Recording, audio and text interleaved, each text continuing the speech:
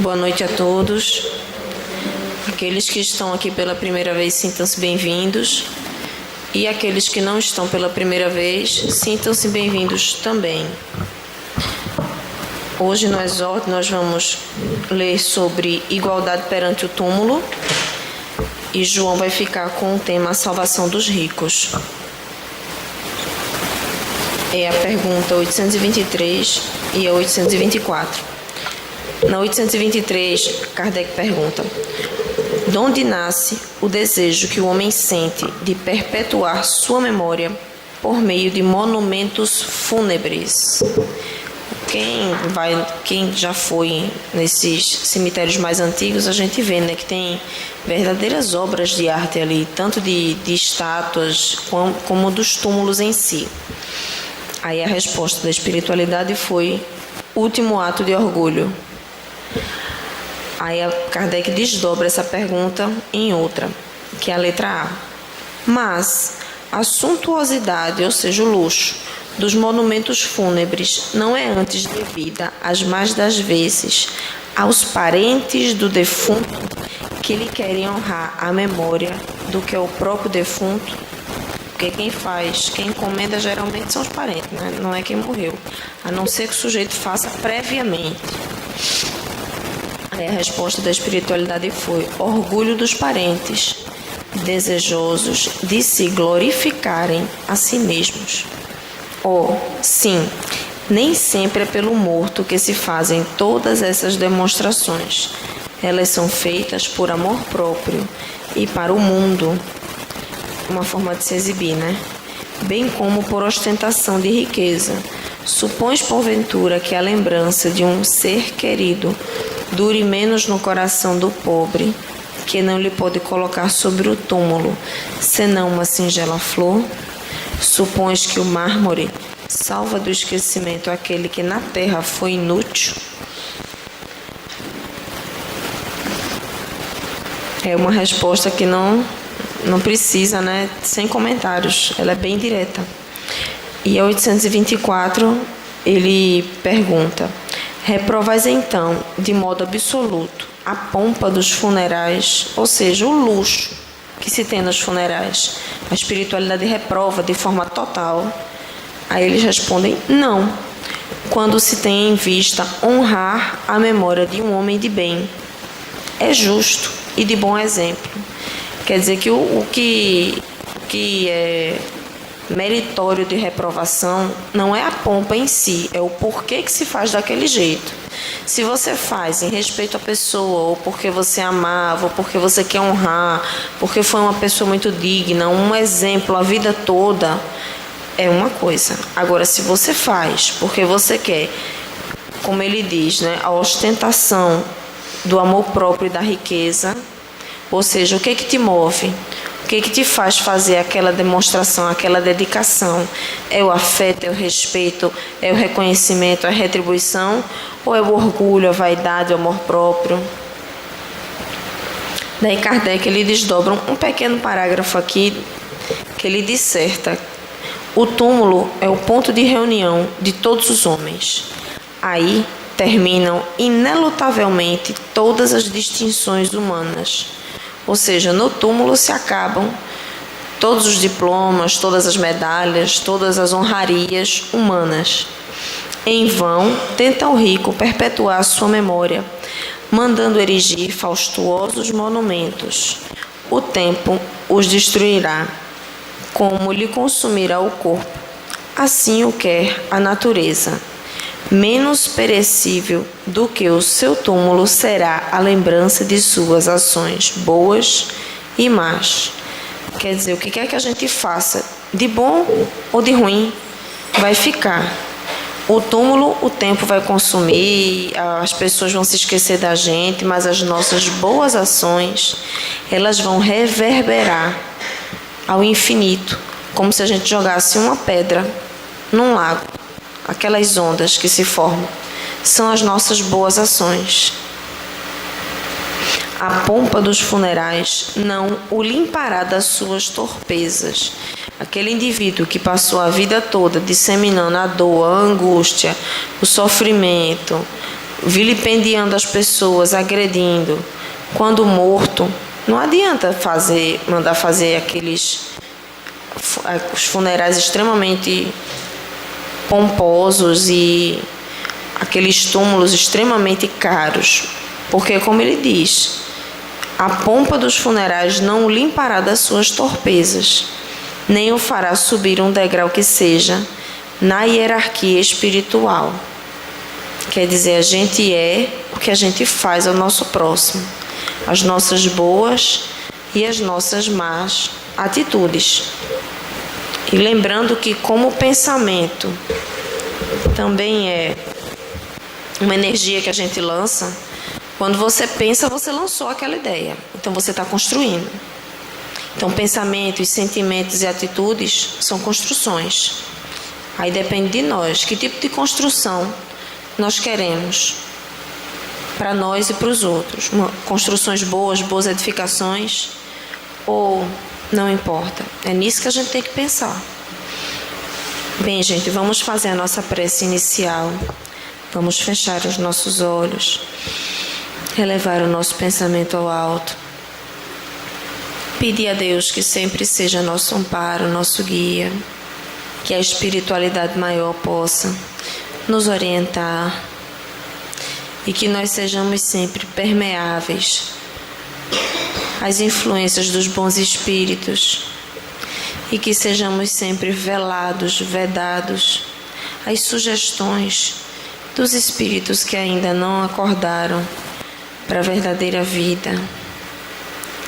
Que nossos pensamentos, sentimentos e atitudes reflitam sempre a boa nova do Cristo. Que nós possamos olhar o nosso próximo como nosso irmão, como um filho de Deus, um companheiro de humanidade.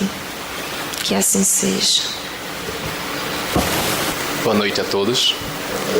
Que a paz continue neste ambiente, em nossos corações, em nossas mentes.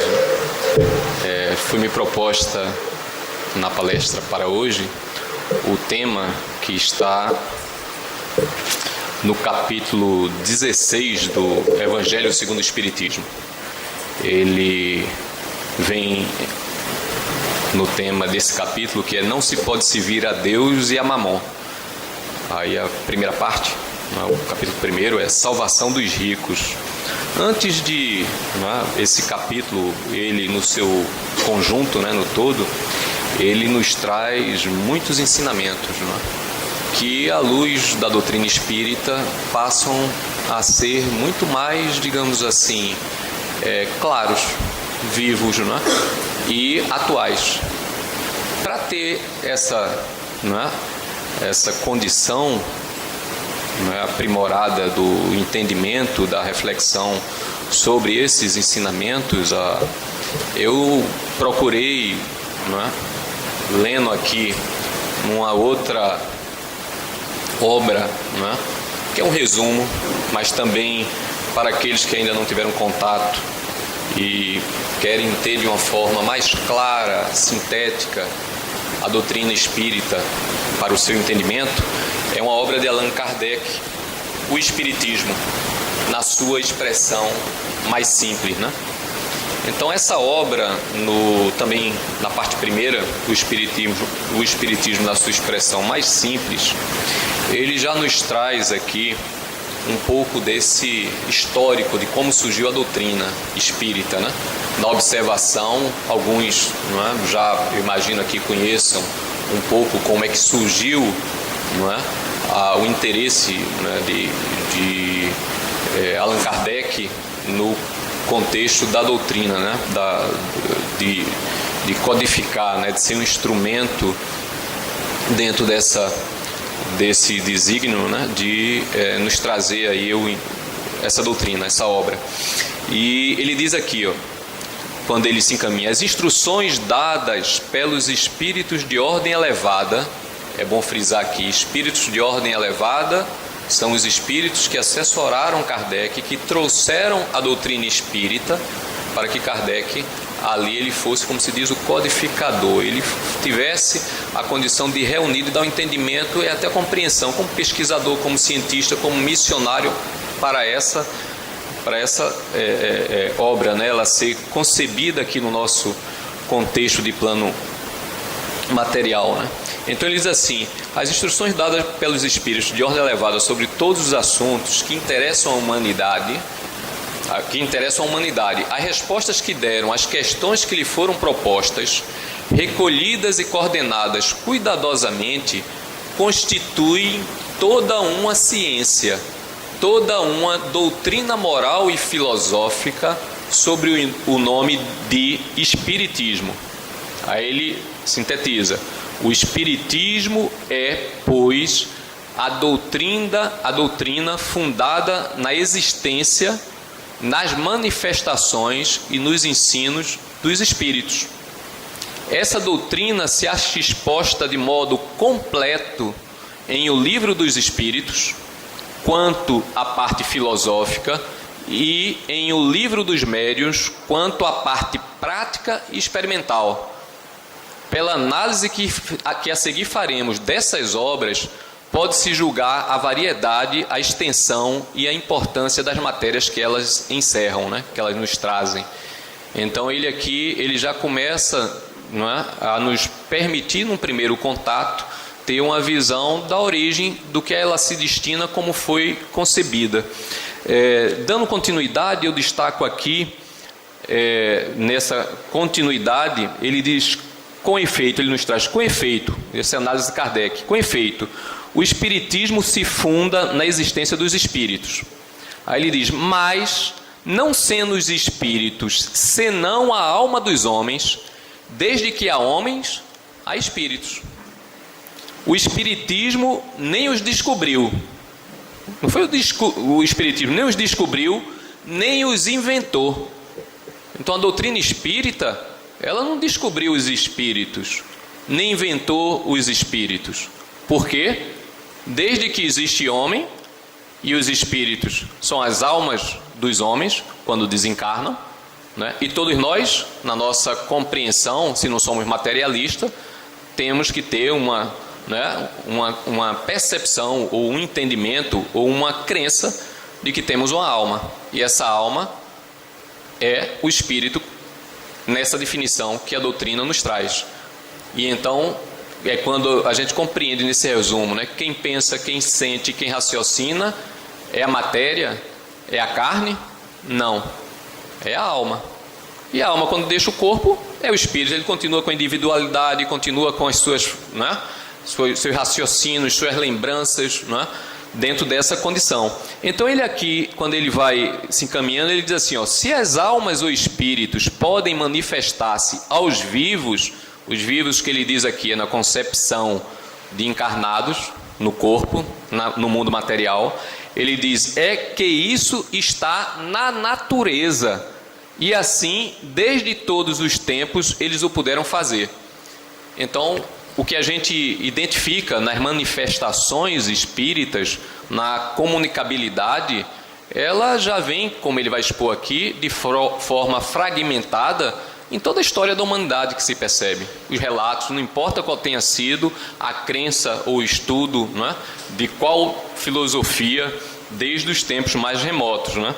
Aí ele ainda vai, é por isso que em todos os tempos e por toda parte se encontra a prova dessas manifestações, e ele ainda coloca aqui, abundantes, sobretudo nas narrações bíblicas, não é? Aí o que ele ressalta que é a diferença da doutrina espírita, que ela traz de digamos assim, de diferente, que é o que ele diz assim, não é nem de diferente, ele fala, o que é moderno é a explicação lógica dos fatos. Veja bem, o que é moderno é a explicação lógica dos fatos. O conhecimento mais completo da natureza dos espíritos, o seu papel e o seu modo de ação. A revelação do nosso estado futuro, nosso estado enquanto espírito. Como é que é o processo evolutivo do espírito? Por essa condição e essa compreensão e o estudo da doutrina, a gente já pode, não é, vislumbrar qual é a nossa destinação a partir do que fazemos hoje, da nossa conduta, dos nossos objetivos, e ele vai dando esse contexto, né, o seu papel e o seu modo de ação, a revelação do nosso estado futuro. enfim, sua constituição em corpo de ciência e de doutrina, com as suas diversas aplicações.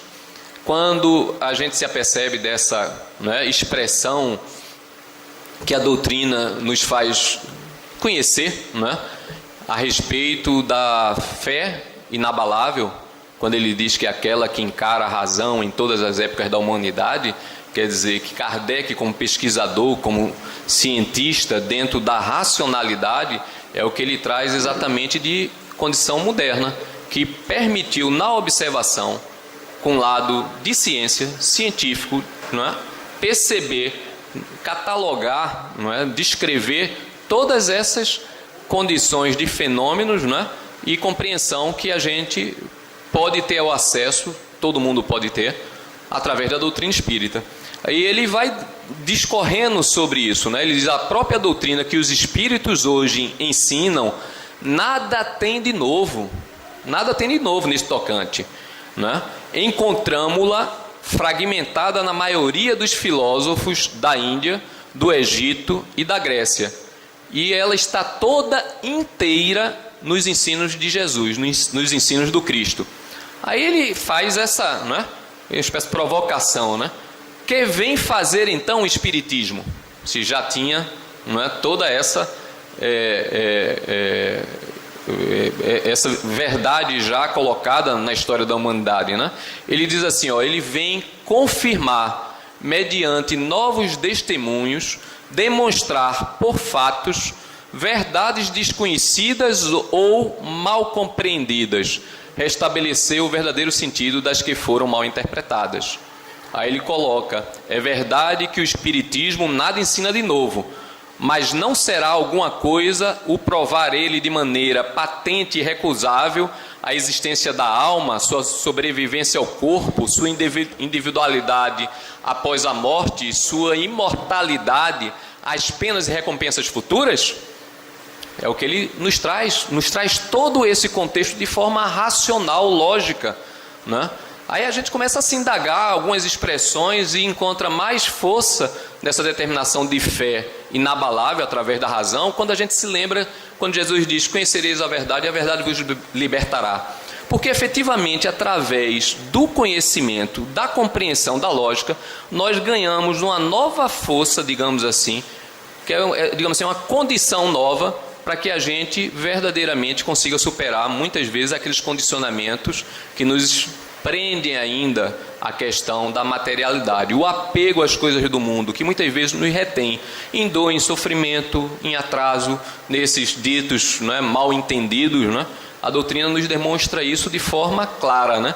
E ele ali, mais adiante, ele diz, em resumo: o Espiritismo suaviza o amargor das aflições da vida, acalma os desesperos e as aflições e as agitações da alma, dissipa as incertezas ou os terrores do futuro, detém o pensamento de abreviar a vida pelo suicídio.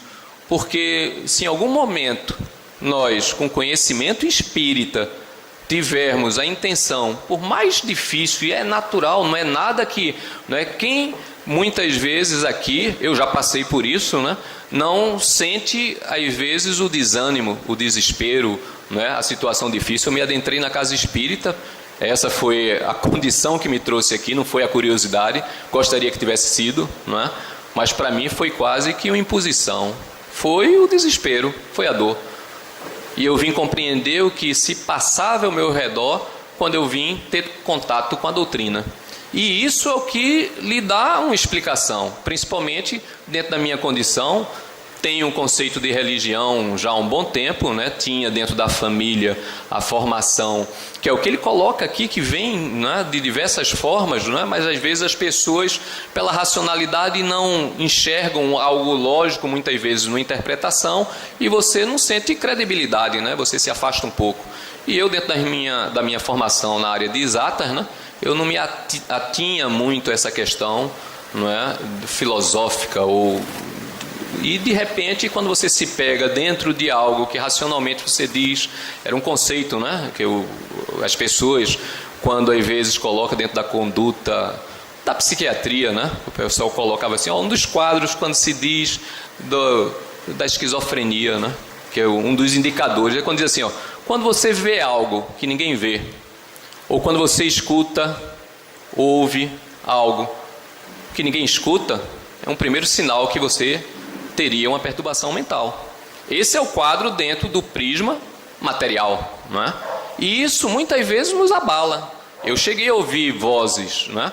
E eu olhava assim, dentro da minha família, minha mãe é uma médium, mas também tem a sua, né, a sua condição de provação, de resgate, onde dentro das situações onde ela conviveu, ela desenvolveu e vivenciou um quadro desse. E eu observava, às vezes, dentro da realidade digamos assim, das dificuldades por quem minha mãe atravessou e outras pessoas que você convive, qual é o quadro daquele que muitas vezes não é, se encontra dentro dessa condição que a ciência médica, não é, qualifica. Não é que não tenha, a gente até estudando na doutrina você vai compreender todo o quadro dessa condição, e a doutrina espírita nos dá essa, né, essa condição de percepção, de entendimento, não é, que muitas vezes nos tira de uma destinação, digamos, que poderíamos ter dentro da questão do âmbito da loucura ou da questão médica em si, né? E ele vai nos trazendo essas informações de forma racional. Não é? No caso do que ele diz assim, ó, detém o pensamento de abreviar a vida pelo suicídio, é porque a gente sabe que não é atentando contra a própria vida que você vai resolver o problema, ao contrário, vai multiplicá-lo, né? Colocá-lo numa forma exponencial, porque a gente não morre, o espírito não morre, a alma não morre, né? O corpo, ele se volta, né? Não é? A condição, ele é que se decompõe, não é? Ou volta à condição material, sem esse sistema que dá a ele o contexto que a gente vê de vida, porque perdeu essa vitalidade, né? Mas a alma, o espírito não morre. E como nós já falamos aqui no início, né? É a alma que sente, que pensa, que raciocina, que tem a sua individualidade. E vamos entender enquanto ciência espírita, que também nos dá a informação que quando nós deixamos esse corpo, e neste corpo nós temos um segundo corpo, que podemos assim dizer, que é conhecido como intermediário, né? É o envoltório do espírito dentro aqui do orbe terrestre, que é denominado, né, denominado dentro da doutrina espírita como perispírito, o envoltório do espírito. E é ele que é o intermediário entre o espírito, a alma que está encarnada, e o corpo material. E a gente compreende que no momento do desencarne, ou para aqueles que ainda não têm, que existe a morte, né, você se desprende, aquela alma que ali está, ela tem um corpo que é esse perispírito. E para ela, as sensações, ela sente como se estivesse viva no mesmo corpo, ainda com muita da percepção da condição mental que ela tem, que ela guarda as lembranças, né? Então se sente vivo. E a gente na experimentação, no trabalho do esclarecimento, né, da desobsessão, quando você conversa com diversos casos de espíritos, tem espíritos que eles se mantêm, né, convictos que não morreram, que estão vivos, sente-se naquele, né, condição do corpo, sentir, tocar, só que numa outra condição vibratória, né, mais sutil. Então esse estudo dá uma compreensão de você até identificar como é que você vai vivenciar quando deixa o corpo físico. Mas o ponto principal, que é o que ele nos traz, que ele diz assim, ó, por isso mesmo, torna felizes os que dele se compenetram, e esse é o grande segredo de sua rápida propagação. Então ele vai aqui descrevendo também, né, a respeito do ponto de vista religioso. O espiritismo tem por base as verdades fundamentais de todas as religiões, que é Deus, a alma, a imortalidade, as penas e as recompensas futuras, independente de qualquer culto particular. Seu objetivo é provar aos que negam ou duvidam que a alma existe, que sobrevive ao corpo e experimenta após a morte as consequências do bem ou do mal que tenha feito durante a vida corporal. Ora, isso é de todas as religiões. Como crença nos espíritos, ele é igualmente de todas as religiões, assim como é de todos os povos, visto que onde quer que haja homens, há almas ou espíritos, não é? Então ele vai aqui colocando, né, que as manifestações são de todos os tempos, achando-se ser relatos em todas as religiões. Essas manifestações que a gente identifica com conhecimento de como se processa, não é? Da comunicabilidade, da influenciação, não é? Do espírito desencarnado, não é? Junto aos espíritos encarnados, manifestações de diversas formas, inclusive físicas, que a ciência espírita também demonstra e explica, né? Então ele diz assim, ó, pode-se, portanto, ser católico, grego ou romano, protestante, judeu ou muçulmano, e crer nas manifestações dos espíritos. Por conseguinte, ser espírita, nesse contexto de espírita, sendo aquele que identifica, que acredita nesses conceitos de alma, de espírito, de imortalidade. Oi? Ok. De alma e imortalidade. Aí ele diz aqui, a prova disso é que o espírito tem aderentes em todas as seitas. Como moral, é essencialmente cristão, porquanto o que ele ensina, né, não é senão o desenvolvimento e aplicação da moral do Cristo, a mais pura de todas, cuja superioridade não é contestada por ninguém. Prova evidente de que ela é a lei de Deus. Ora, a moral é para uso de todo o mundo. Então nós vamos, a partir desse, né, dessa percepção, dessa visão que nos traz esse resumo, né, sintético da doutrina espírita, nos adentrar no tema de hoje, que é a respeito da salvação dos ricos, esse capítulo da obra O Evangelho segundo o Espiritismo, não se pode servir a Deus e a Mamon. E a primeira parte é uma parábola, não é? Ou melhor, no segundo ponto é que ele nos traz um relato que está em Lucas, não é? 16:13, né? Ninguém pode servir a dois senhores, porque ou ele aborrece a um, ou amará ao outro, ou se afeiçoará a um e desprezará ao outro. A ele é taxativo: não podeis servir ao mesmo tempo a Deus e a Mamon.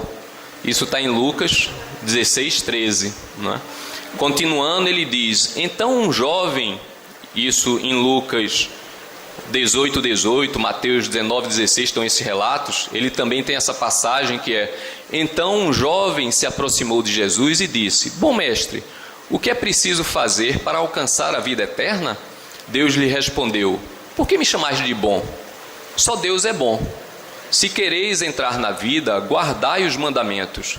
Aí ele pergunta, né? Que mandamentos? Perguntou-lhe. Jesus lhe respondeu: não matareis, não cometereis adultério, não roubareis, não direis falso testemunho, honrai vosso pai e vossa mãe, e amai ao vosso próximo como a vós mesmos. O jovem respondeu: guardei todos esses mandamentos desde a minha juventude. O que ainda me falta? Jesus lhe disse: se quiserdes ser perfeito, ide, vendei o que tendes e dai-o aos pobres, e tereis um tesouro no céu. Depois, vinde e segui-me. Porém, o jovem, ouvindo essas palavras, retirou-se muito triste, pois possuía muitos bens. E então Jesus disse a seus discípulos: eu vos digo em verdade que é bem difícil a um rico entrar no reino dos céus. Ainda vos digo mais: é mais fácil um camelo passar pelo buraco de uma agulha do que um rico entrar no reino dos céus. Então essas passagens descritas nos evangelhos de Mateus, Lucas e Marcos dão uma ideia da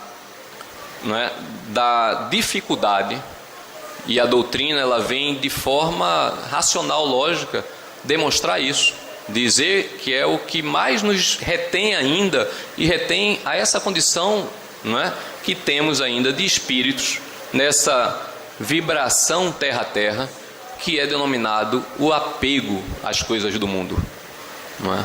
É importante porque muitas vezes, não é? Eu não estou aqui já com a consciência passando, supondo, não é? Querer dizer que eu já conquistei isso, longe, mas a gente aprende, não é, como mandamento primeiro, que é o mandamento primeiro também que o Cristo nos deixou, de amar a Deus sobre todas as coisas e ao próximo como a si mesmo. O mandamento do espírita, né? Espíritas, amai-vos, né? Para amarmos também uns aos outros. E o segundo mandamento do espírita é instruí-vos.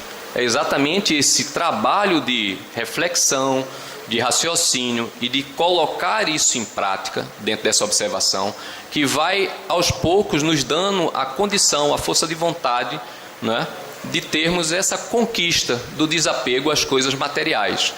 Só que é muito comum, e esse é o, digamos assim, o grau de dificuldade, e nesse capítulo, nas passagens, né, que ele vai discorrendo, ele trata exatamente dessas situações que às vezes são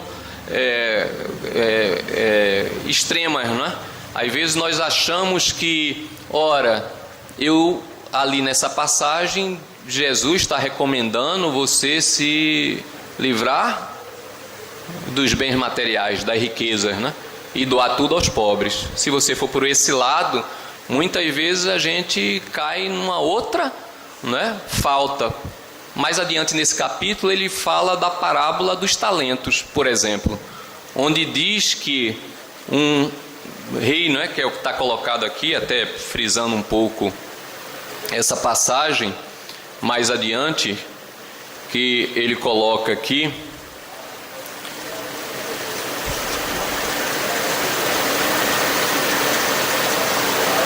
deixa eu só localizar, pronto.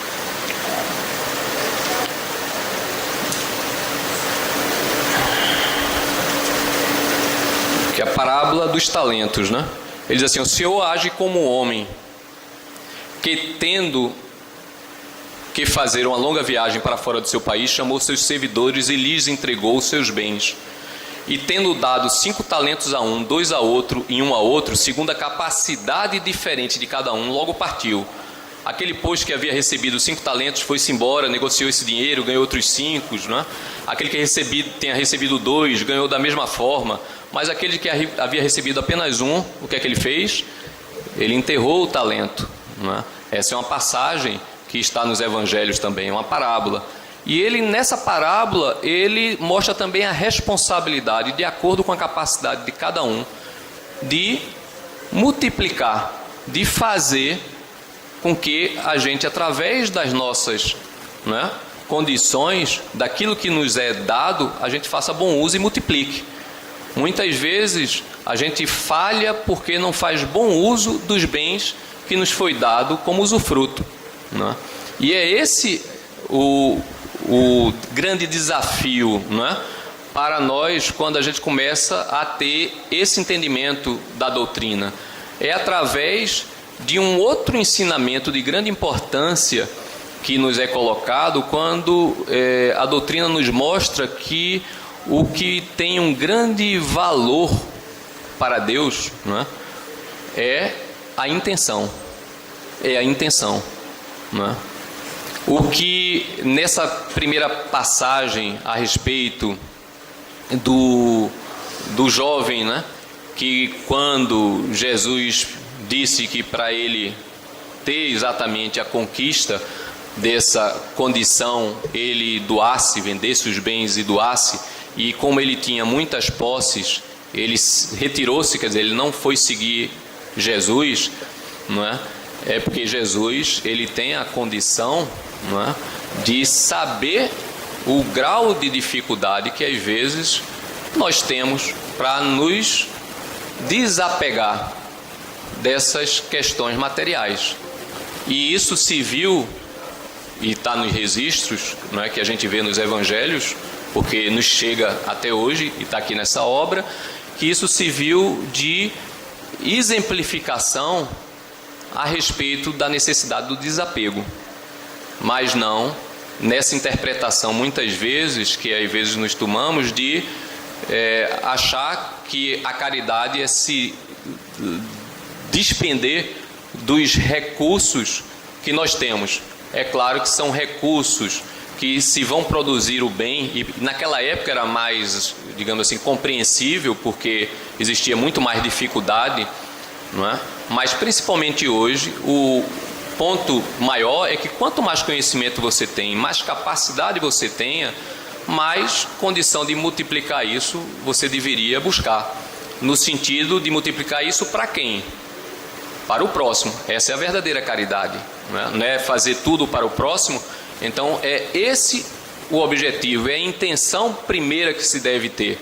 Não é? Então, dentro dessas passagens que são aqui colocadas, ele vai nos mostrando, não é, que a grande dificuldade de todos nós, é uma prova das mais difíceis, é a riqueza, porque a riqueza nos faz, não é, vivenciar os prazeres, as condições do mundo, não é, que o mundo nos oferece. E isso nos traz o apego. Não é? E quando a gente não está, não é, imbuído desse sentimento de multiplicar, de entender essa máxima que também ela é o único caminho, como se diz, de libertação, de salvação, ou de você galgar um processo evolutivo como espírito, que é o de realizar a caridade. Porque a doutrina, ela sintetiza numa expressão, não é, que é a máxima dentro da doutrina espírita, que nos traz, que é: fora da caridade não há salvação. É excludente, né? Você não tem outro caminho que não seja a caridade. A caridade para alguns, e isso é justificável, vai depender exatamente da intenção do entendimento, pode ser a doação dos bens, não é? Você se deixar, pode se justificar pela intenção, pela condição que tenha sido proposta, porque a gente entende dentro do conhecimento que a doutrina nos traz, que nós nos preparamos para cada reencarnação, ou a grande maioria se prepara já com entendimento. É como se fosse digamos assim, um estudo, né, em conjunto, para que você, ao reencarnar aqui, buscasse, não é, as experiências que pudessem lhe dar uma condição de mais conhecimento, mais capacitação dentro do seu processo evolutivo enquanto espírito.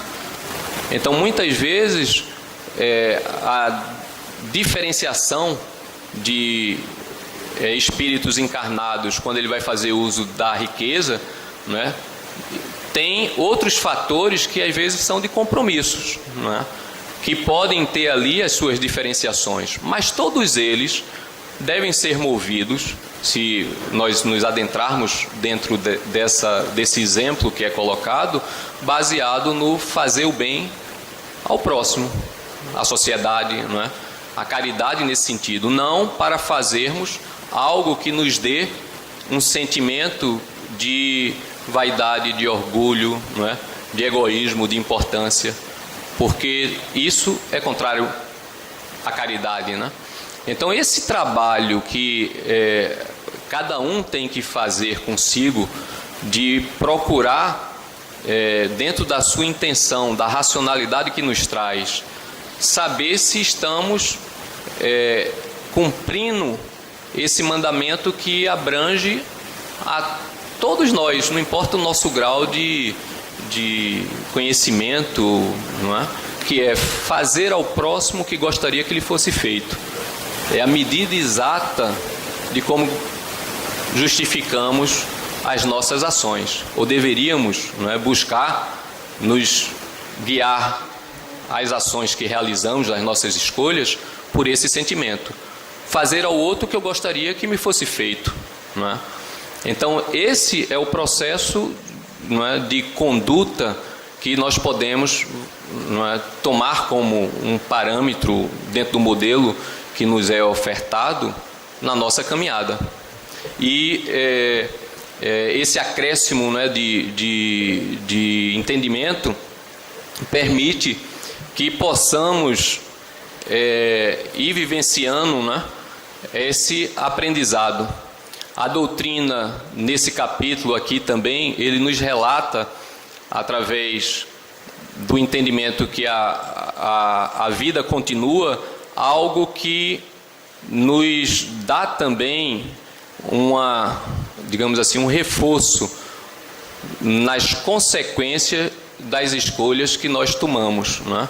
Nesse capítulo, ele fala também sobre uma parábola, que é a parábola do mal rico, não é? Ele nos coloca aqui: havia um homem rico que se vestia de púrpura e linho e que se cuidava magnificamente todos os dias. Aí fala: havia também um mendigo chamado Lázaro, deitado à sua porta, todo coberto de chagas, que desejava saciar-se das migalhas que caíam da mesa do rico. Mas ninguém lhe dava nada, e os cães vinham lamber-lhe as chagas.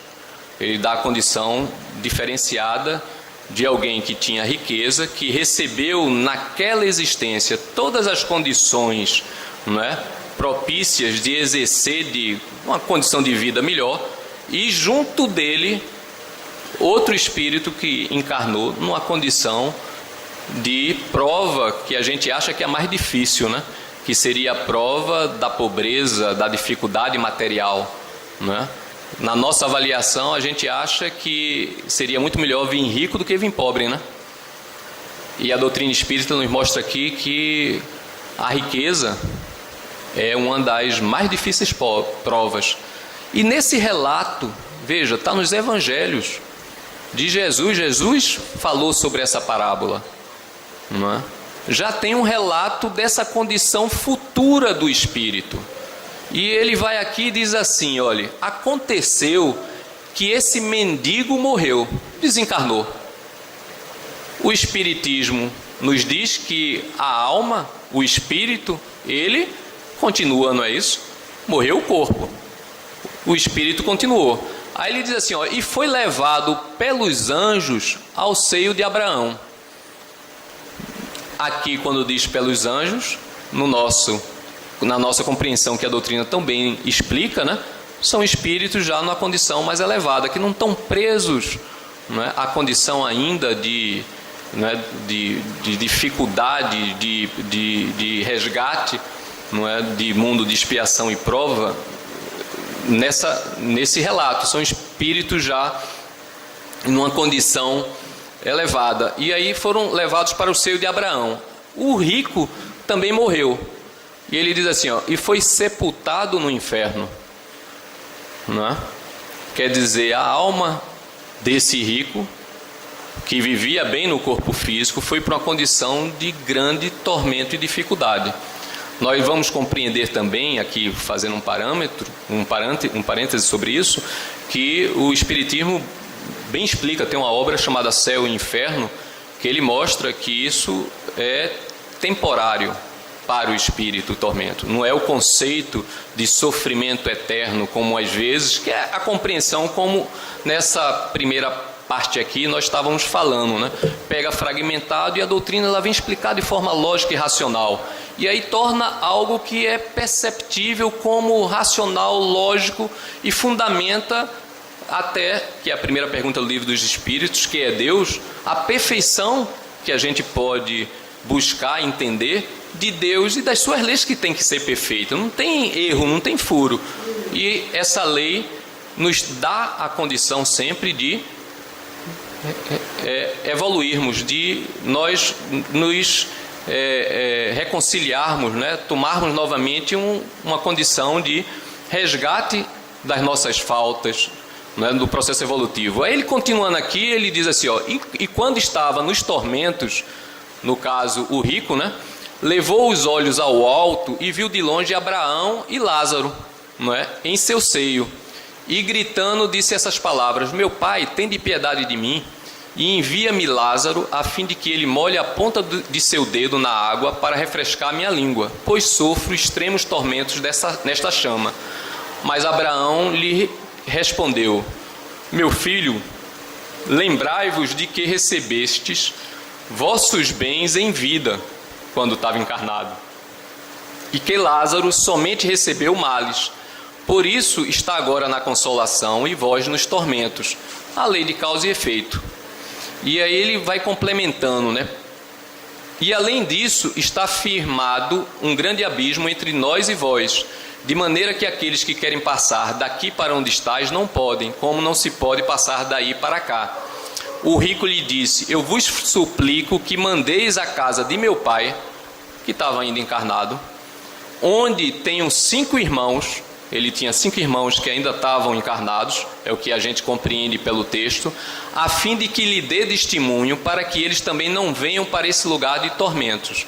Queria que Lázaro, né, se retornasse, fosse na casa dos pais dele e dos irmãos, né, relatar o sofrimento que ele tinha como consequência das escolhas que o rico fazia, ou da falta de caridade que ele deixou de prestar. E aí vem a resposta de Abraão também, né?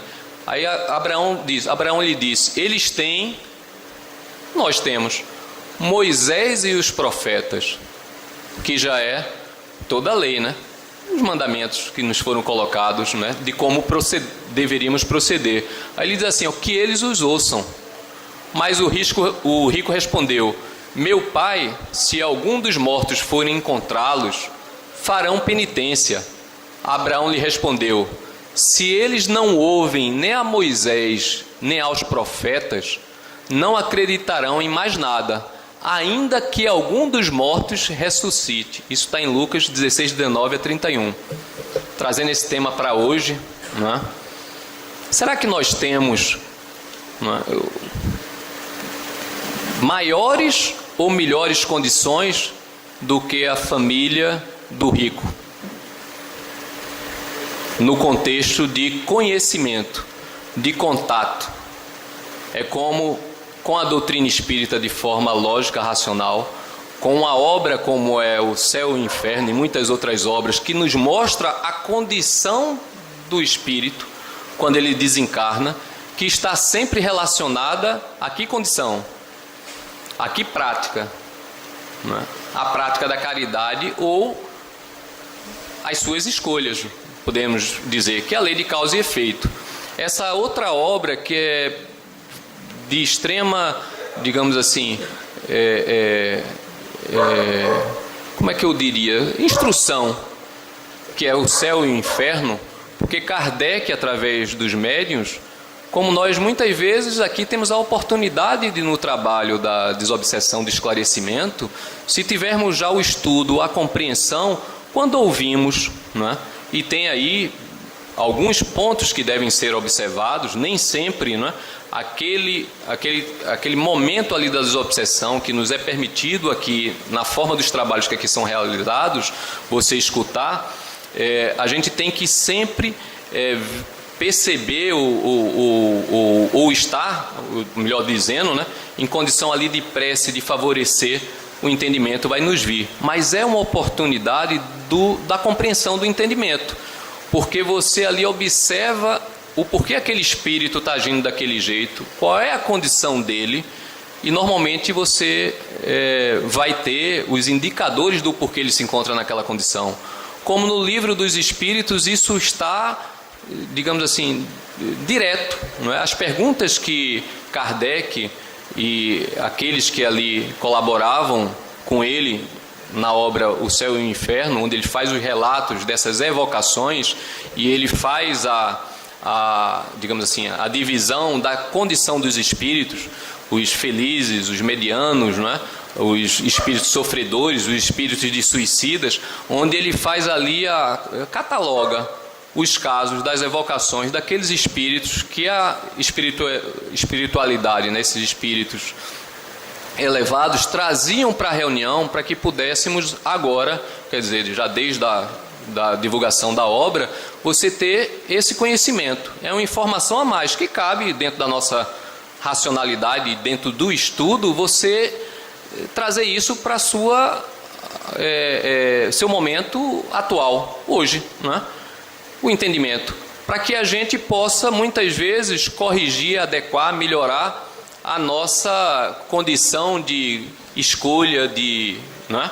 De reflexão, de postura, né? De tomada de ação hoje, sabendo quais são as relações de causa e efeito. E a doutrina nos traz essa, digamos assim, nos facilita essa condição pela razão, não é? Pelo estudo. Então a obra em si, toda ela, a obra da codificação, ela é uma base, não é?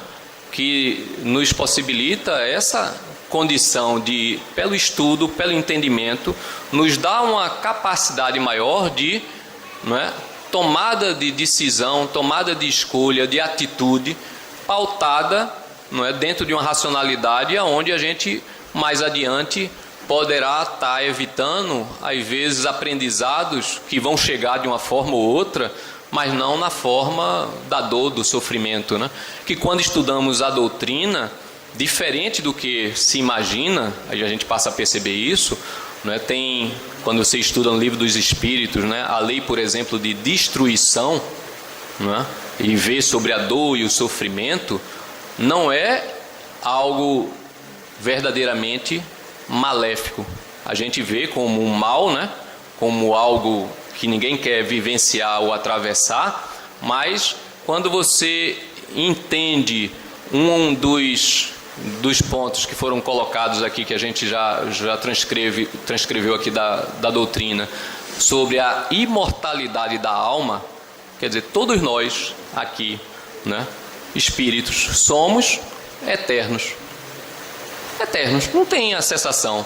Então, às vezes, a gente passa, por exemplo, se eu sei que eu vou vivenciar no corpo físico, ou entendesse que a vida, não é, se resume a 80, 90, 100 anos, não importa, assim, o período, não é? O que é um segundo de um mal-estar perante a eternidade?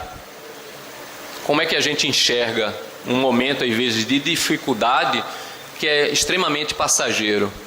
E olhe que a relação que eu estou dando é muito ainda diferente do que a gente possa entender como eternidade, não é? Não tem fim. Então, esse momento que a gente às vezes se encontra em dificuldade, em dor, é uma necessidade, é como se fosse uma ajuda externa para que nos desse a nossa condição de espírito a possibilidade de nos transformar e não estarmos estacionados ou renitentes ou repetitivos na queda, na falta, né? Quantas e quantas vezes nós, né, não identificamos algo que a gente sabe que não faz bem, que não deveríamos estar mais praticando ou vivenciando, mas o desejo, o apego, não é, a essa coisa material é como se escravizasse. E a passagem que está aqui nesse tema do capítulo 16, que fala da riqueza como uma das maiores dificuldades, das provas mais difíceis, traz esse contexto também sobre essas outras situações que o espírito encarnado vivencia, que a gente identifica, né, dentro da vida até cotidiana, né, das pessoas, que é a questão do apego, de nós ficarmos muitas vezes fixos no nosso pensamento, no nosso desejo, de estar solvendo algo que é transitório.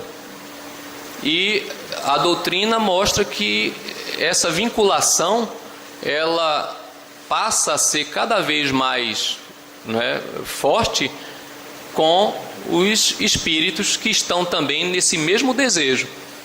Qual é a grande dificuldade que a gente enxerga, até nos momentos atuais está um pouco mais, né, perceptível, né, visível, que tem esses momentos aí de transição, de perturbação que você visualiza, mas é um processo que, quer queira quer não, serve de depuração, de agitação para que exista uma verdadeira transformação.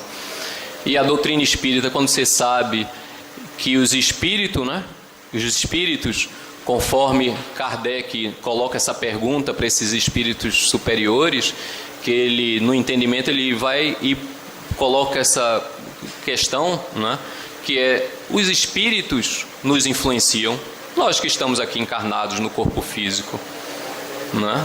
Ele fez essa pergunta, é uma das perguntas do livro dos Espíritos, né? Os espíritos nos influenciam? Aí a resposta foi muito mais do que Kardec, do que as pessoas que estavam ali supunham. E ele complementa: na maioria das vezes, eles vos dirigem. A gente às vezes não se apercebe disso. Quando ele coloca, no contexto de Mamon, nesse capítulo, é riqueza. Alguns colocam como se fosse Deus, e aqui no tema desse capítulo ele diz que não se pode servir a dois senhores, né? Ou serve-se a um ou ao outro, porque se for servir a dois, você vai, se eles são contrários, né, dentro das suas posições, você não consegue, né, atender e servir adequadamente, né? Ou serve a um e não serve ao outro, né? Então eles dizem, não se pode servir a dois senhores. Assim também a doutrina nos traz, e Kardec, né, um ensinamento que está dentro do que a gente, né, vê nas doutrinas, nas religiões, né, antecessoras, mais antigas, né, que fala a respeito da ligação com o bem, né, de buscar a Deus. Então se personalizou, até se personificou uma, né, como se fosse uma entidade a respeito de Deus e o diabo, né, como se coloca, ou o bem e o mal, né, que é o que existe. A gente vai buscar a quem? Racionalmente, quando a gente entende, né, sabendo que existe realmente esse grau de influência, que esses que influenciam a nós, enquanto espíritos, foram almas que estavam no corpo físico, são pessoas também. Então, se eu falar aqui, todos nós somos espíritos, encarnados ou não. A gente não sabe que uma pessoa pode influenciar a outra, não é? Muitas vezes pode enganar, pode trazer um desejo, lhe chama para fazer alguma coisa e você vai fisicamente. Não é tão perceptível isso. Agora imagina essa pessoa onde às vezes a gente tem como amigo ou como alguém que gostamos dos mesmos, né, prazeres, né? Se esse outro colega ou amigo ou amiga, não importa, dentro da relação, ele desencarna. E se ele tiver apegado às coisas materiais, né, pela vontade dele mesmo, ele se aprisiona ao mundo material. Ele quer solver aqueles mesmos desejos. Ele não tem um corpo material para, por exemplo, se for o álcool, se for a bebida, a droga, ou até o desejo, às vezes, dos mais diversos, né, sentimentos que as pessoas, às vezes, buscam, né? Se esse espírito que desencarnou, que às vezes convivia com você, tinha os mesmos gostos, né? Ele de repente está preso nesse desejo, ele lhe reencontra e ele começa a afinar mente a mente com você, o que é que ele vai fazer?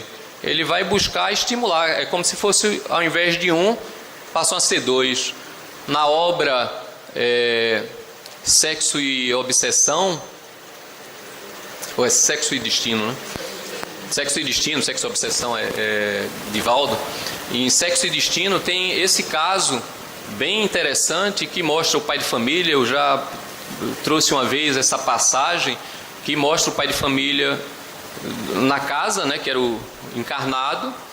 Tinha a esposa, tinha duas filhas, achava que uma era adotiva, mas era também filha dele. Quer dizer, tem todo um relato que é muito... como é que eu diria, é muito presente, eu não diria comum, mas é um relato tão verdadeiro, né, desses casos de dramas, de dificuldades que você vê às vezes acontecer nas famílias, né?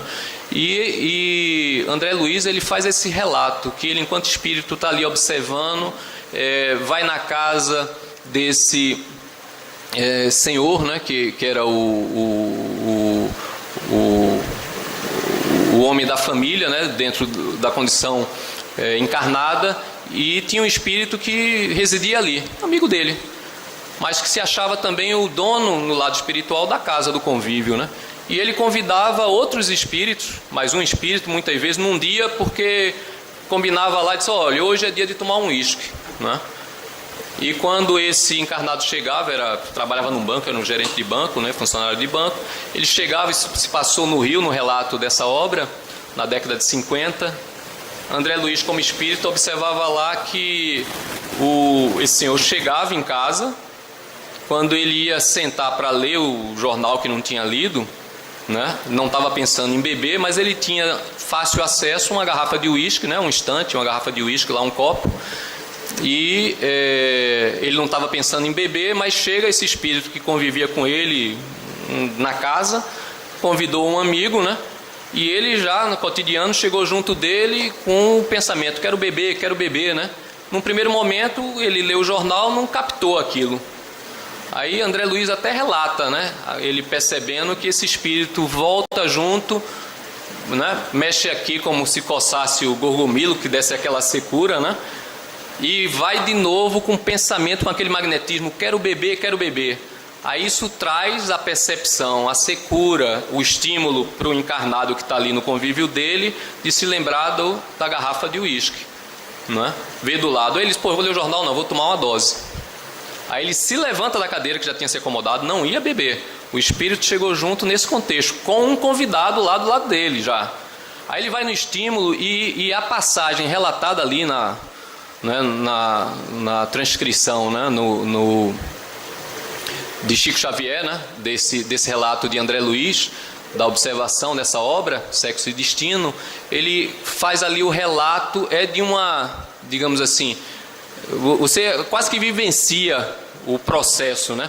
Porque ele diz que o espírito se molda ali naquele encarnado, para exatamente, ele diz assim, ó, se funde, é como uma meia no pé, quer dizer, como o outro espírito vestisse a meia e entrasse ali num sapato, tudo encaixadinho, e ele vai lá, bota uma dose. Quando ele vira a dose, né? E aqueles vapores, o prazer do álcool ali solvido, para quem ali está condicionado ao vício do álcool, da bebida, ele sente aquela vibração, o espírito solve todo aquele prazer, né? E ali quando ele se afasta, desvincula para ainda estar solvendo, o encarnado ele ia deixar lá, ia tomar só uma dose e ia voltar para a leitura. Mas ele trouxe quem? Um convidado, não foi? Aí esse convidado já entra ali de não, agora é minha vez, aí se acopla, né? A mesma coisa, com uma meia no sapato, com uma meia no pé, né, vestindo, se acopla ali ao espírito encarnado, não é? Que está aqui no corpo material, e dá vontade dele tomar a segunda dose.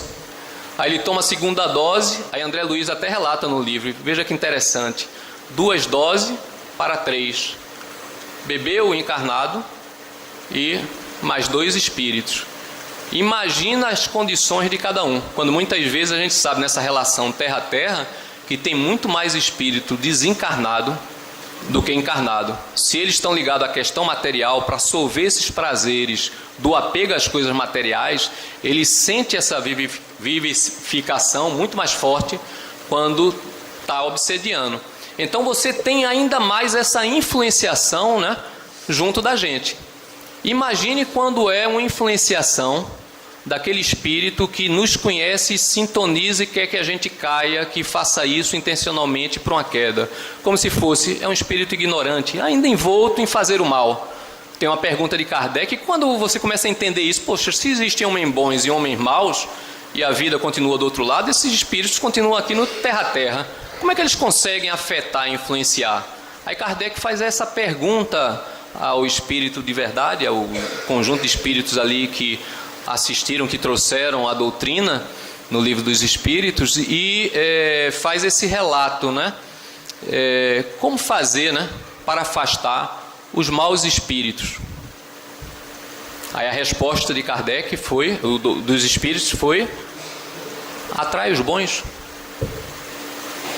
Para você afastar os maus, atrai os bons. Aí você tem que se perguntar, como é que eu atraio os bons? Não é?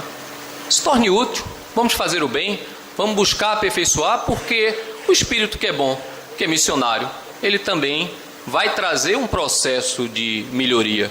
Então é algo que a doutrina ela vai dando esse esclarecimento que faz com que a gente consiga, né, cada vez mais se ater e entender melhor e compreender todos esses processos que a gente vê aí relatado, e a doutrina também nos explica, nos esclarece, né?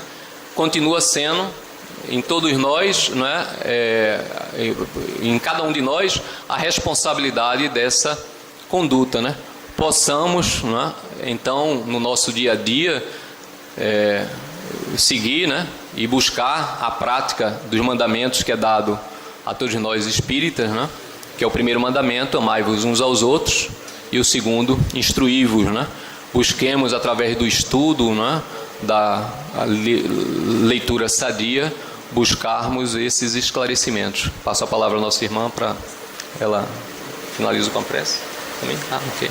Pronto, então para finalizarmos, elevarmos aqui o nosso pensamento, solicitando o mestre maior, caminho, verdade e vida para Deus, que é Jesus, o agradecimento por aqui estarmos, por contarmos com a assistência desses espíritos benevolentes, que por acréscimo de vossa misericórdia, Jesus, possamos e estamos aqui ainda de pé, que quando estivermos cansados e sobrecarregados, possamos ter a certeza de termos em Ti esse que nos acolhe, nos põe de pé, nos ajuda, Senhor, na nossa caminhada, e que a partir daí, com esclarecimento, com a vontade, com a busca de amarmos uns aos outros, de nos instruirmos conforme a vossa doutrina e, acima de tudo, pelo vosso exemplo, possamos ajudarmos e cumprirmos